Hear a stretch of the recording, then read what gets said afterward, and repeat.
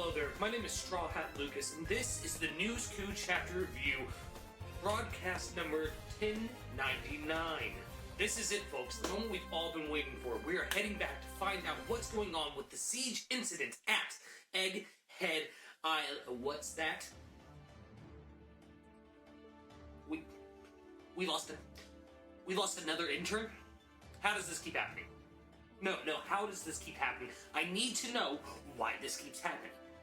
Apologies, we're seeming to have some problems with connecting to the live feed, to the feed at Egghead. But in other news, we do have some updates on the Bartholomew Kuma situation in the past. But first, we just got word that Kazuki Odin used to have his hair styled by, several Tanukis. I would not picture him as a man who would have a raccoon as his hairdresser. That is just adorable though, isn't it, folks? Yeah, you like to see it. It's very wholesome. Yeah. We go now to where we left off with the last broadcast. King Makori has come back to Sorbet Kingdom and is planning on taking over said kingdom. Kuma, of course, cannot stand for this and is going to launch a one-man revolution. So we go now to Dizzy. What's that? Why do you guys keep interrupting my broadcast this week? Oh, it's not Dizzy. McGraw. Okay, so we're going to shoot over to Sorbet Kingdom in the past to McGraw. Well, ye to the damn ha! It's Smokey McGraw-Flynn, and we're in, baby. Let's go! I'm still here, stuck in the damn past. All because of that yellow-belly weasel Fritz got his croc jocks in a twist, and he couldn't accept my damn apology. So I'm here. So you know what, Fritz? I revoke my apology, and not only that, I challenge you to a duel at Albath. Me and you, partner. Yeah, it's on. Not only that, the loser has to go to the moon and live with that long-eared bastard up there. Yeah. I'ma send you up there, partner. You're done for. So what do you say, Freddy? I'm still gonna make you the Tooth Fairy's best customer. But I understand if you're scared. I understand if you're chicken. Because if I go like that, you won't get to shaking like a stripper. I tell you what, Cube, that boy don't know there's 10 bad son bitches in this town, and none of them call me sir. I wouldn't fight me either if I was him. Shoot. You know what? Let me get back to the report before I forget. I'm here at the one-man revolutionary incident with Kuma. And let me say, I'm not impressed. I'm not impressed at all. I didn't come here to see no one man, blah, blah, blah. I came here to fight. That's right. I came here to challenge Kuma to a battle. And once I take him out, that boy Fritz ain't gonna be able to build those pacifists anymore. I'm gonna show him who he's messing with. So you know what? I'm done with this report. I'm off to go whoop some tail. If I were you guys, I'd wish Kuma all the luck in the world. Because that boy has a better chance of getting me pregnant than whipping my butt. I'm out. And you're next, Fritzy. You're next. Meet me at Albath. I'll get there. How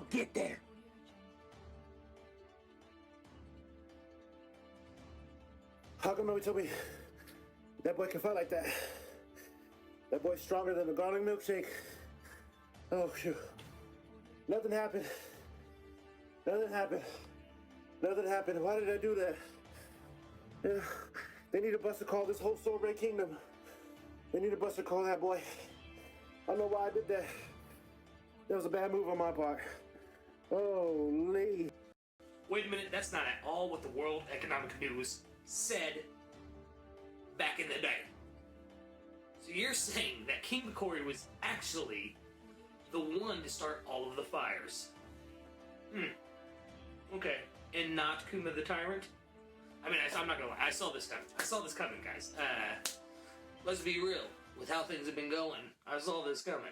I figured Kuma was not the tyrant he was made out to be, but we'll get to that in Candid Thoughts. But you heard it here first on the News 2 chapter review.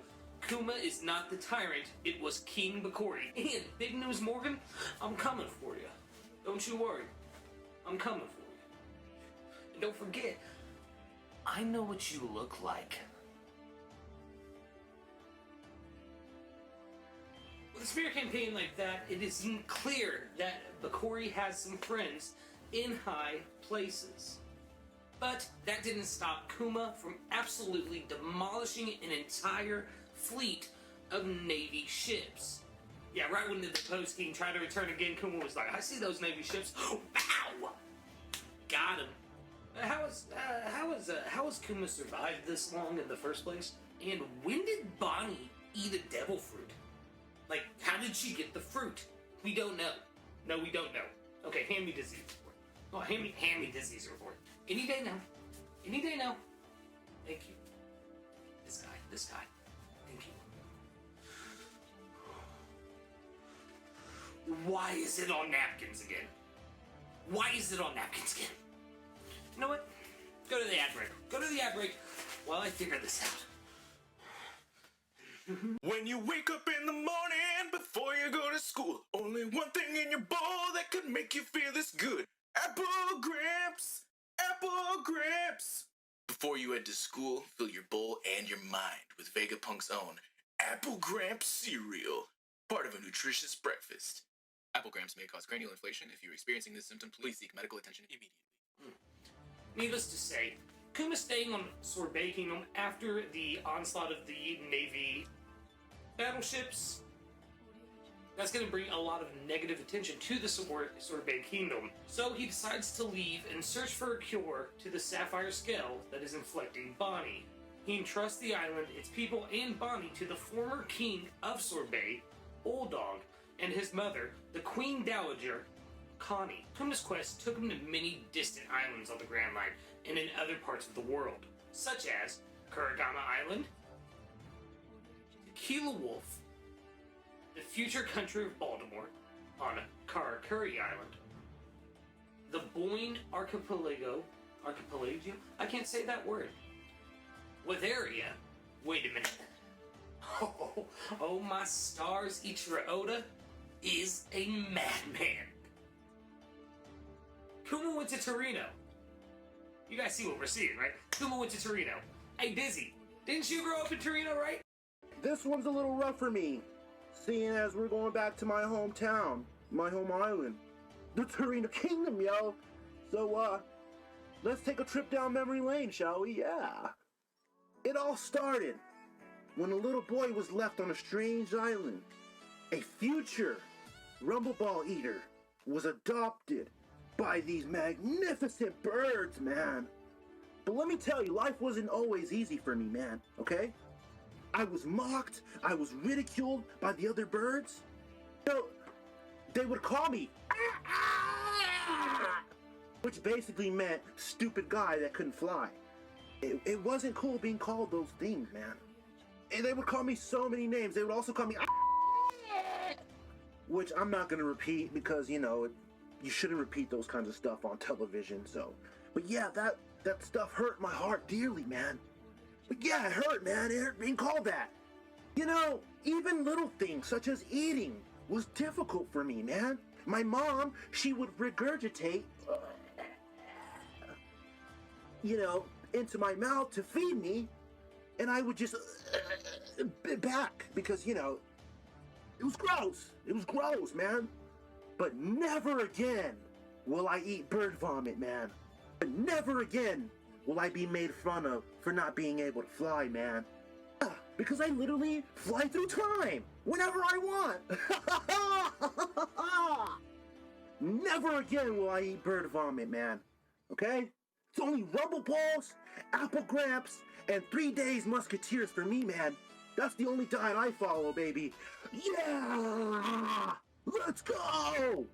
Alright, but enough of that sad story, man, okay?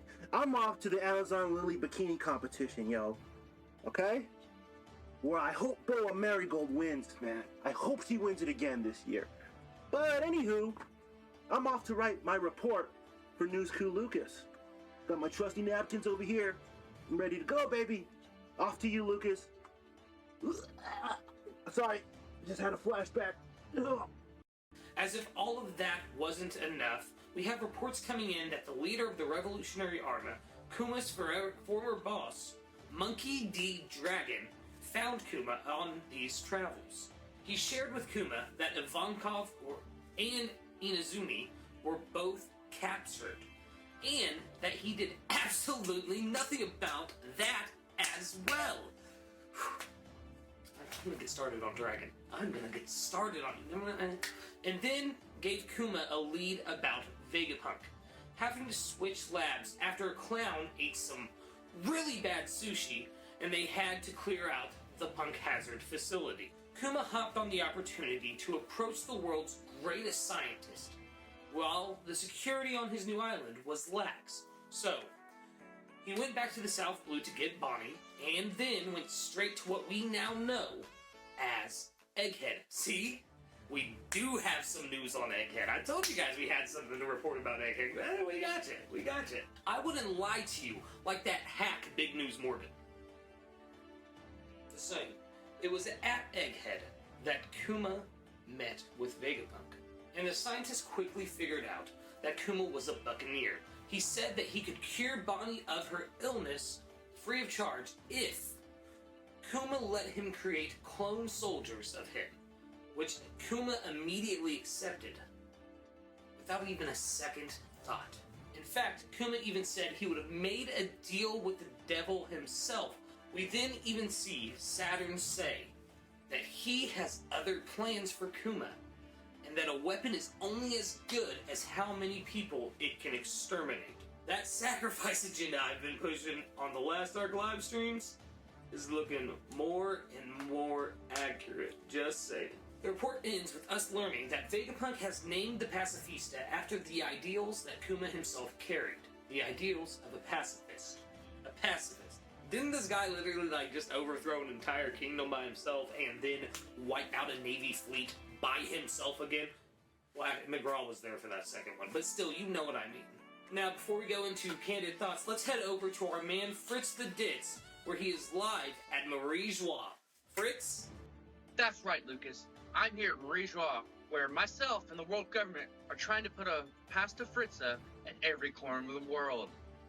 That's right. Every man, woman, and child will be protected while seeing my beautiful face and covering the world with my unbreakable soldiers, just like you asked, boss. Back to you. What the hell, Fritz? I told you to cover the news about the pacifista all over the world. And you covered the world in pacifistas. Oh, well, you know what? With McGraw on your tail, I guess that's okay. Let's head in to Candid Thoughts.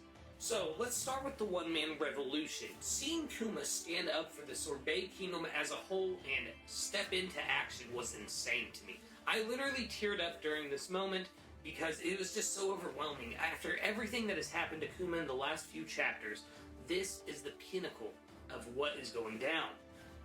Kuma stepped up and immediately was like, I'm going to take this kingdom back. It is mine now. Why is my shirt doing that? Why is my shirt doing that, yo? Anyway, as I was saying, so Kuma taking down the Cory's forces and becoming the king of Sorbet is just amazing. And then shortly after that, we find out that Bonnie at some point ate her devil fruit. And seeing Kuma react to her, be like, Ginny? What the? Is that Ginny? It's so melancholic and happy at the same time. It's such a weird feeling. Oda really, really knocked it out of the park with this backstory, for being honest, because I do feel like we're probably going to be going back to Egghead in the next chapter or two, especially since chapter 1100 is next, but I digress. Oda really did knock it out of the park with these last few chapters. I mean, I don't think anyone saw us seeing how heavy of a hitter he was going to throw at us. Before I move on to the next bit, I do want to say, though, I love the little interaction with Kuma in... I can't remember what the guy's name is, but he's holding the Dowager Queen, Connie, and being like, oh my god, Bonnie, you turned yourself into an old lady, you look just like the former queen. And Bonnie's like, I'm over here, I haven't learned how to do it yet. And, it's just so funny. Oh my goodness.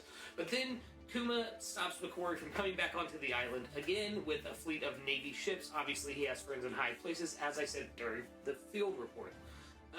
So, it was wild, because Kuma took them all out, it was nothing to him. And that was good to see. That was crazy to see. So Kuma takes to the seas and becomes a pirate, and we get to see him go to Baltimore, or Baltogo, whatever it's called, the Bowen Islands, like everywhere, like I mentioned in our coverage of the chapter, like I just said, where Oda had sent the Straw Hats during the Sabiodia archipelago arc, and just to see that, and then we saw the bounty hunters from Dressrosa, from the Dressrosa arena, come in and like trying to get him too. Like it was a good little like callback, and just for him to end up on Torino and asking like, "Have you cured this girl?" and the residents being like, "No, it's so sad she can't come out to the day." Like it's just crazy to see, and Oda tying everything back together.